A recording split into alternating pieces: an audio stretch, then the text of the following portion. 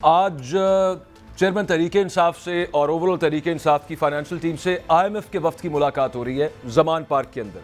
क्या ये बिल्कुल रूटीन और यूजुअल काम है, बड़ा आम सा काम है? तो इसका जवाब है कि नहीं। क्या इससे पहले आईएमएफ ऑपोजिशन पार्टी से मुलाकातें करती है ये पूछने के लिए, ये कहने के लिए, गारंटी लेने के लिए कि आप यकीन दहानी कराएं कि इलेक्शन से पहले जो पॉलिटिकली मामला आते हैं वो स्मूथ रहेंगे? तो इसका भी जवाब है कि ये भी नहीं होता। तो ये एक अनयूजुअल डेवलपमेंट है, इस पर डिटेल में आज बात करेंगे। उसके अलावा चेयरमैन तहरीके इंसाफ का जो नाम है वो 9 मई के केसेस में जो FIRs थी उनके अंदर शामिल करने का फैसला हुआ। IG पंजाब ने हुक्म दिया और आज लाहौर में इंसदाद दहशतगर्दी अदालत ने यह कहा कि 5 केसेस हैं लाहौर के अंदर 9 मई के हवाले से, उनमें चेयरमैन तहरीके इंसाफ जो हैं वो शामिल तफ्तीश हो। इस मामले पे भी बात करेंगे कि ये आगे किस रुख जा रही है सारी सूरत, क्योंकि कुछ खबरें सुनने में आ रही हैं और कुछ आपके साथ शेयर भी करेंगे कि वादा माफ गवाह पार्टी के अंदर से, पार्टी के वर्कर, पार्टी के लीडरान, हत्ता के चेयरमैन PTI के साबिक प्रिंसिपल सेक्रेटरी आजम खान के हवाले से भी ये कहा जा रहा है। इससे पहले जब लास्ट टाइम हमने देखा था कि नवाज शरीफ साहब की पार्टी के साथ ये मामला थे कि उनकी कुछ बनती नहीं थी विद द कंसर्न क्वार्टर्स, तो उस वक्त उनके प्रिंसिपल सेक्रेटरी फवाद हसन फवाद काफ़ी अरसा जेल के अंदर वो रहे, और पंजाब के अंदर जो चीफ मिनिस्टर थे उस वक्त शहबाज शरीफ, उनके प्रिंसिपल सेक्रेटरी अहद चीमा वो काफ़ी अरसा जेल में रहे, और उनके बारे में भी ये नाम आया कि ये वादा माफ गवाह बन जाएंगे, but they somehow succumb to that pressure. Azam Khan इसको कर पाएंगे कि नहीं कर पाएंगे, लेकिन उसके इस प्रेशर को बर्दाश्त कर पाएंगे या नहीं। लेकिन उसके अलावा एक बात बड़ी सिंपल सी और वो तय है कि बहुत सारे दिन हो चुके हैं, मेरा ख्याल है 28-29 दिन हो चुके हैं कि वो गायब है, पता कोई नहीं उनका। वो गए थे घर से और फिर उसके बाद वो कहाँ चले गए, क्या मामला हुआ, इन मामलों के ऊपर बात करेंगे। और फिर अल्टीमेटली नवाज शरीफ साहब की जो अदालत से, नैब अदालत से बरीयत का एक बड़ा अनोखा सा फैसला हुआ, ये इख्तियारात से तजावुज़ भी है और बड़ा कमाल किस्म का रिलीफ मिला है, इस पर भी डिटेल में बात होनी। तो सबसे पहले IMF टीम जो है मलिक साहब, PTI से मिल क्यों रही है? It's not something a routine thing, ऐसे नहीं होता कि आप अपोजिशन से जाके, पहले भी आपके बहुत सारे मुआहदे हुए हैं, बहुत सारी बातचीत चली कि जनाब वो जाके जो पार्टी हुकूमत में नहीं उससे जाके गारंटी मांग रही है। देखिए अकबर, आप इकॉनमी को किसी सूरत सियासत से अलग नहीं कर सकते, और एक चीज़ बड़ी बुनियादी है, कोई भी बैंकर होता है ना, वो जिसने आपको कर्जा देना होता है ना, आपकी सूरत हाल, आपके हालात उसके ज़्यादा इंटरेस्ट में होता है कि उसने देखना होता है कि मैंने पैसे किससे लेने हैं वापस आपसे। तो 2-3 चीज़ें साबित हो गई जो आपने इतनी जो IMF के वाले से बात की। एक तो IMF ने मैसेज ये दिया पाकिस्तान की रियासत को कि जनाब हमने डेमोक्रेटिक पाकिस्तान देखना चाह रहे हैं, क्योंकि जब आप 3 जमातों को डिक्लेयर करते हैं कि ये पोलिटिकली पॉपुलर जमातें हैं, तो इसका मतलब है कि वो कौन से निज़ाम के साथ हैं। नंबर 2, अगर आप अपोजिशन में जो इस वक्त है, अगर आप तहरीक इंसाफ के चेयरमैन से मिलने गए हैं, तो ये इससे एक और बहुत बड़ा मैसेज गया, और वो मैसेज आपको समझ आएगा हमाद अजहर के ट्वीट से। हमाद ने ये मैसेज कराने की कोशिश की है अपने वोटर को और रियासती इदारों को कि जनाब अगर आप समझते हैं कि हम ख़त्म हो गए हैं या हमसे 9 मई अच्छा हुआ या बुरा हुआ है, दुनिया नहीं हमें अखबानस करना चाह रही। तो इसकी वजह कि अब मैं कंक्लूड करता हूँ, मेरे ख्याल में IMF ने ये मैसेज कराया कि हम आपको पैसे देंगे, और आपके ज़हन में रहे IMF के पैसे से मतलब ये 3 अरब का मसला नहीं है, इसका मतलब है एशियन बैंक, इसका मतलब है वर्ल्ड बैंक, इसका मतलब है पेरिस क्लब, इसका मतलब है अबू धाबी, कमर्शियल बैंक, सारा कमर्शियल। तो जो पाकिस्तान की एक कमिटमेंट तो पक्की है ना कि हमने मुल्क उधार से चलाना है, वो तो हम सब की कमिटमेंट है। यहाँ पे जितनी आमरीत आई हैं, पॉलिटिकल पार्टीज आई हैं, अल्लाह का शुक्र है एक उनमें इत्तेहाद रहा है, वैसे लड़ते रहे।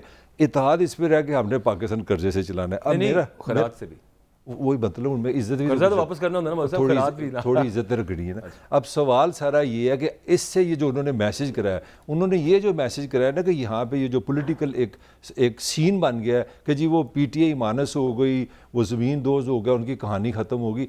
उनके वहाँ जाने से मेरी राय में PTI को एक नई लाइफ मिली है। लाइफ ये इसका मतलब है मलिक साहब कि IMF और फिर अगेन IMF को कनेक्ट किया जाता है, it's equal to America, because America की बड़ी फंडिंग है, उस फंड के अंदर बहुत बड़ा शेयर उनका 28% के करीब है। तो ये फिर साजिश हो रही है पाकिस्तान के खिलाफ।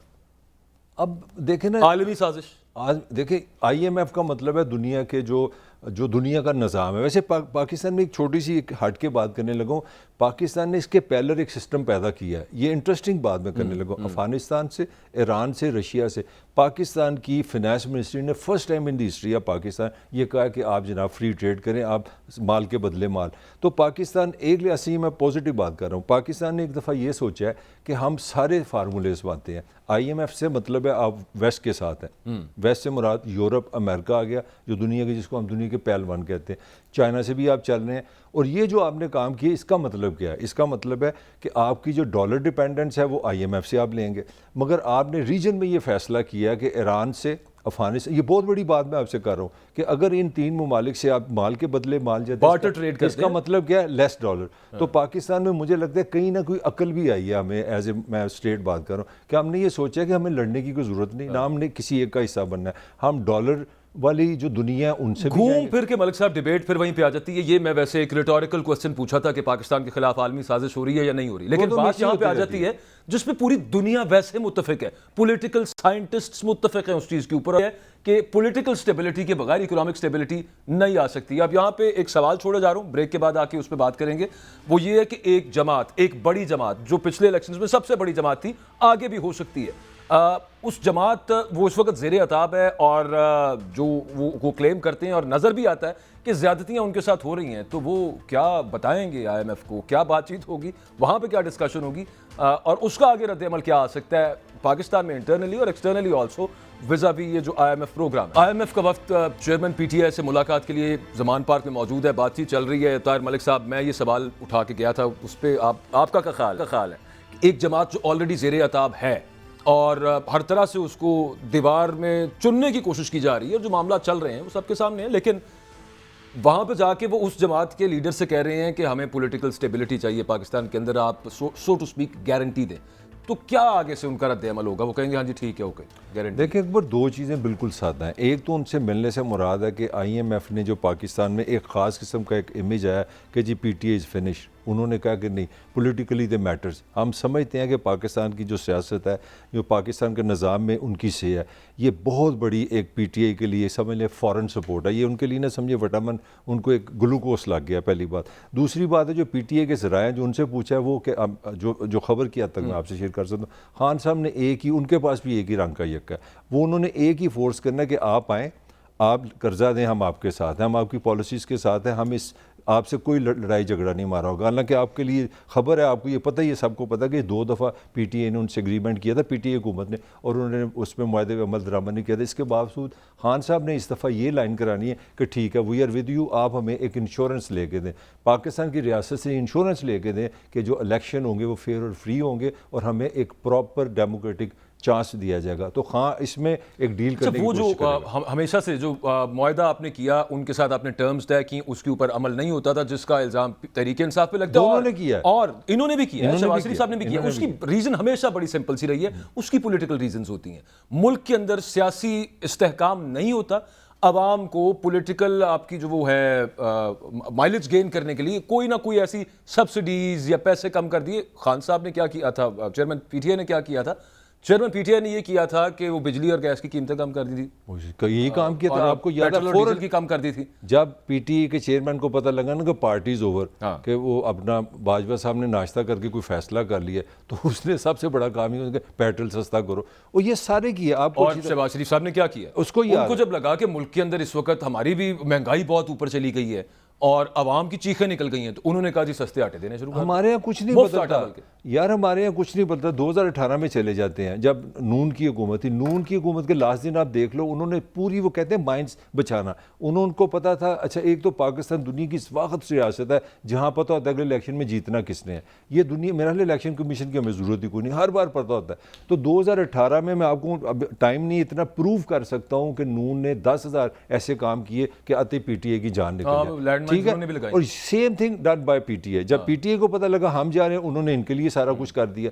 तो अब जो मैं पॉइंट जिस पे आ रहा हूँ, जिस पे PTI कैश करना चाह रही है, 2 चीज़ें। एक तो PTI ये जो एक, जिसको हम कहते हैं ना एक हवा बनाना, अब वो बना रहे हैं, देखो जी गोरा हमारे साथ आ गया।